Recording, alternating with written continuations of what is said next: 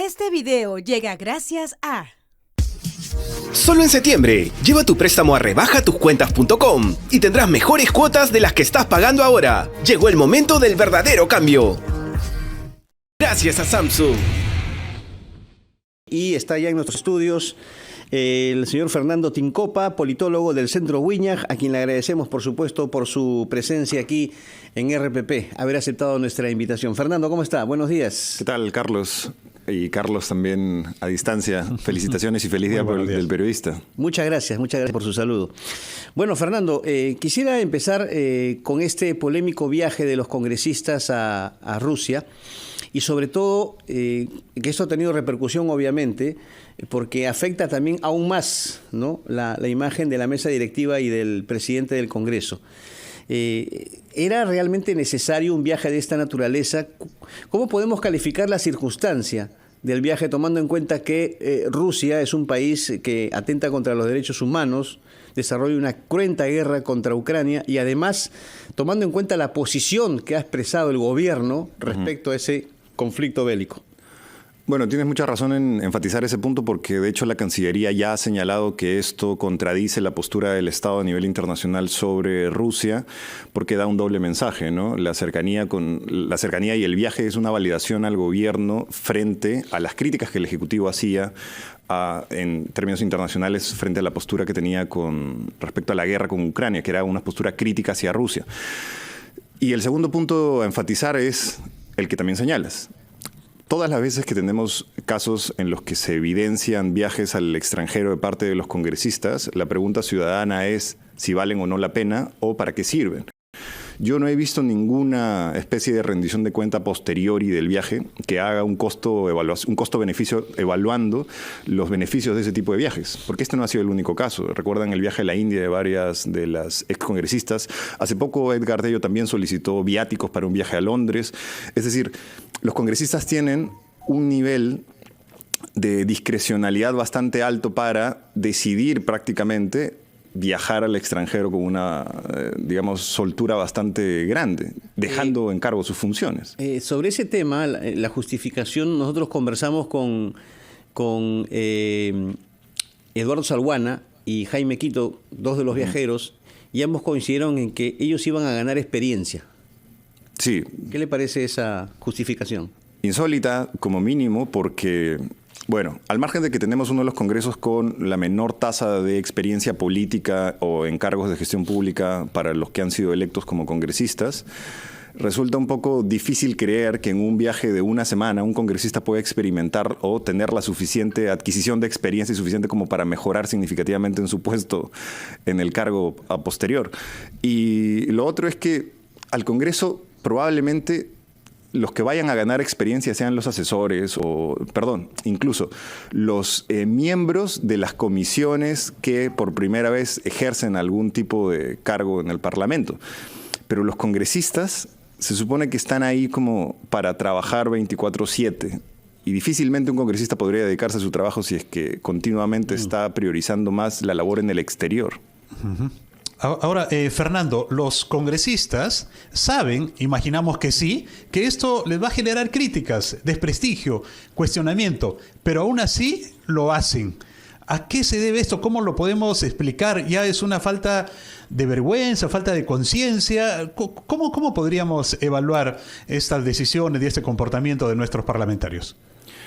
No sé si han sentido en los últimos años también la misma percepción que señalas, Carlos, de que el hecho de que los actos por los cuales se podría sancionar a los congresistas o a los políticos cada vez más tienen menos relevancia o, digamos, el impacto que puedan tener es mediático, pero de corta duración y no tiene una contrapartida de algo así como la exigencia de rendición de cuentas o sanciones de parte de los congresistas. Y yo creo que esto se produce porque cada vez más se ha incrementado muchísimo digamos, el nivel de la valla del escándalo. Es decir, los escándalos ya no son escándalos y este tipo de cosas son cada vez más normalizadas. Eso hace que los propios congresistas tengan menos desincentivos para, digamos, retractarse o resarcir sus acciones. Al contrario, sienten que no son, digamos, sancionables y están fuera de la atención pública. Eso lo hace, digamos, más propensos a no dejar de cometer este tipo de cosas.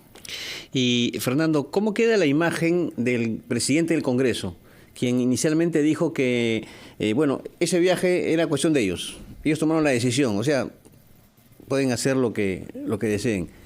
Después vinieron comunicados y documentos que demostraban que la mesa directiva había dado licencia a esos congresistas para viajar. Le pido, Fernando, que nos espere un minuto nada más porque tenemos que cumplir con los anunciantes y regresamos para seguir con el diálogo. Fernando Tincopa, politólogo del Centro Wiñaj, está con nosotros aquí en Ampliación de Noticias.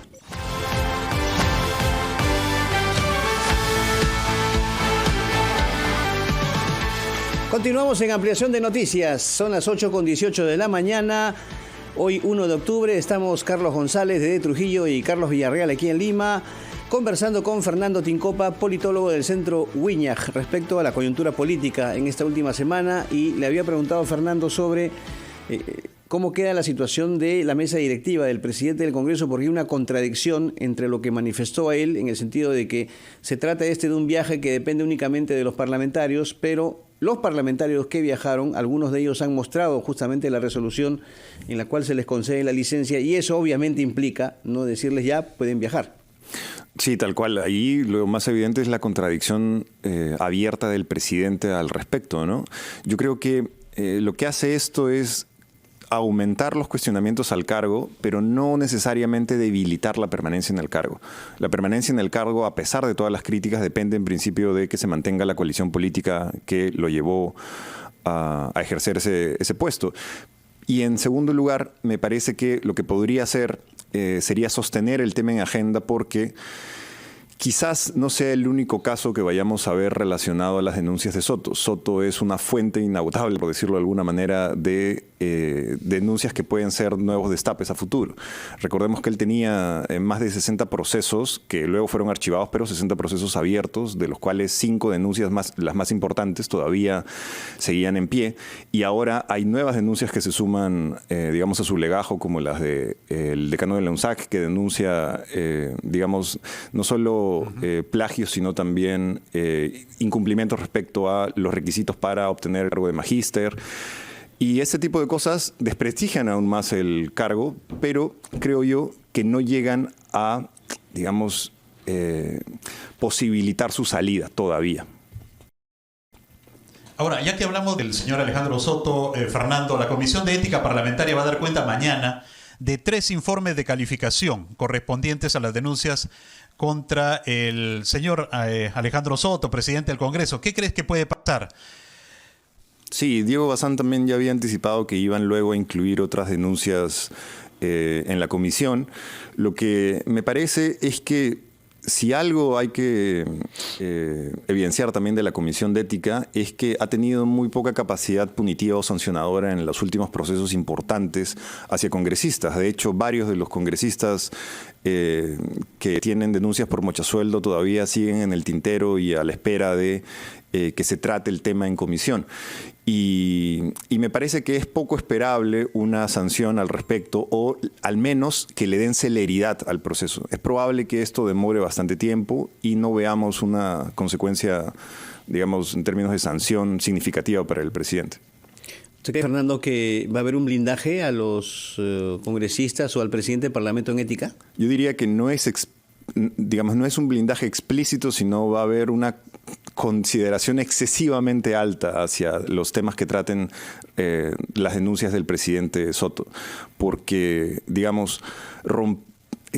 cuestionar la permanencia de Soto en el cargo o posibilitar su sanción contradeciría un poco a aquellos que lo sancionan como que fueron aquellos mismos que lo pusieron en el cargo. Y esa coalición que lo puso en el cargo difícilmente se arriesgará a, llevar al extremo la posibilidad de que alguna denuncia en ética o alguna denuncia afuera posibilite su salida. Y a raíz del lamentable deceso de Hernando Guerra García, obviamente tiene que haber una elección para la elección del vicepresidente, ¿no? Solo el vicepresidente. Solo el vicepresidente, efectivamente. ¿Cuál es el perfil que recaería en esa vicepresidencia? Porque evidentemente hay, como usted dice, una coalición, pero lo que se destacaba de Guerra García era su condición de dialogante, ¿cierto? ¿Cuál cree usted que es la figura más representativa para ocupar esa vicepresidencia? Sí, tienes mucha razón. Yo creo que había 3 características, por decir, que tenía el perfil de Nano Guerra García.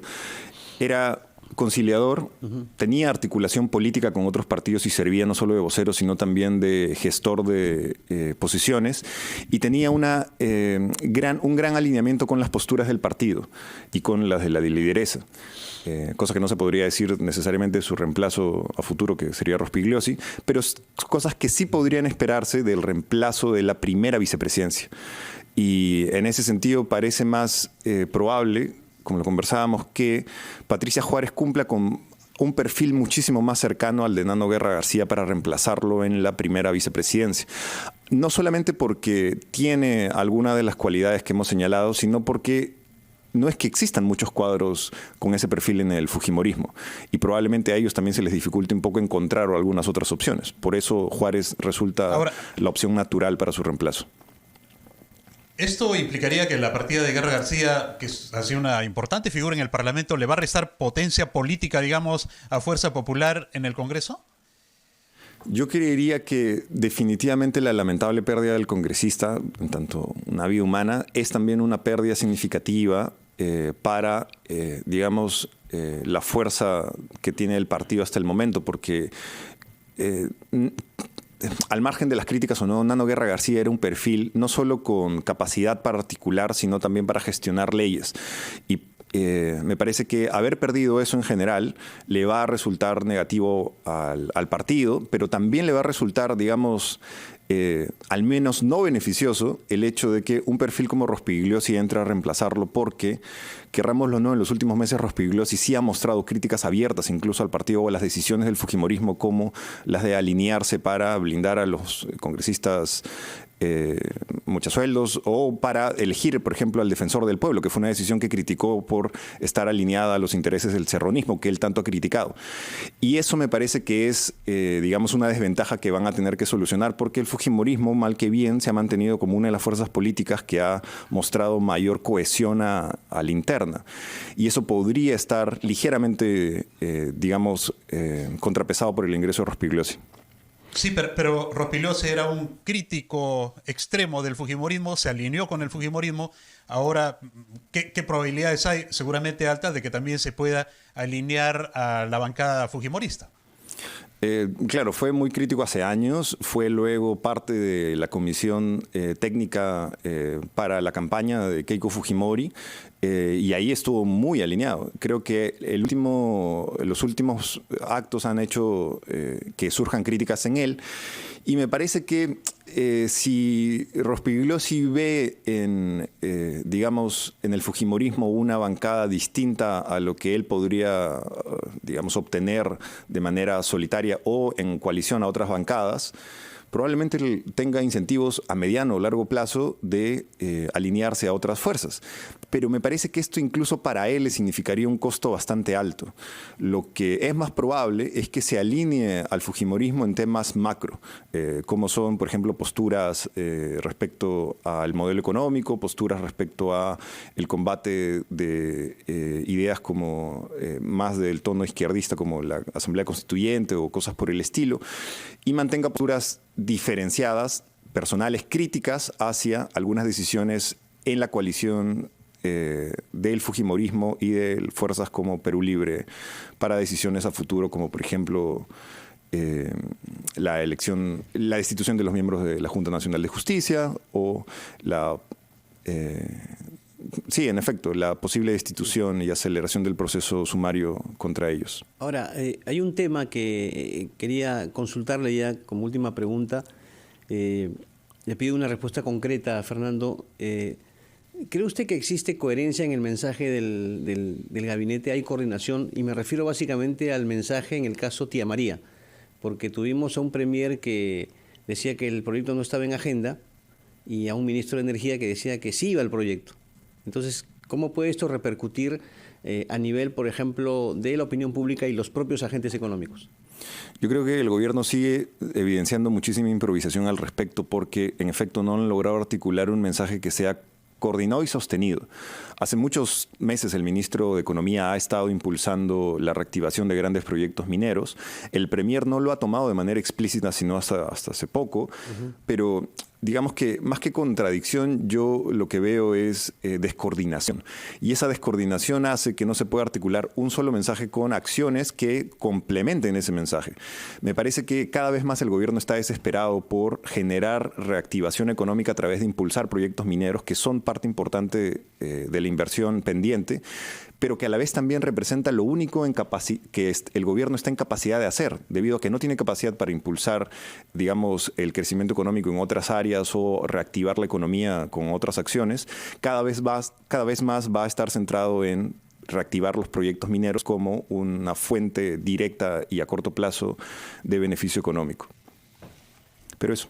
Veremos entonces qué otras novedades nos depara, Fernando, el escenario político en los próximos días, ¿no? Todos queremos que se debilite la incertidumbre para la reactivación, como usted muy bien dice, la reactivación que necesita el país. Agradecemos a Fernando Tincopa, politólogo del Centro Uñac, por este diálogo con Ampliación de Noticias. Muchas gracias, Fernando, y muy buenos días. Gracias a ustedes, encantado de estar aquí. Gracias. 8 de la mañana con 29 minutos, vamos a una pausa, vamos a actualizar los titulares de la media hora y luego regresamos con más en Ampliación de Noticias, edición dominical en RPP, La Voz de todo el Perú.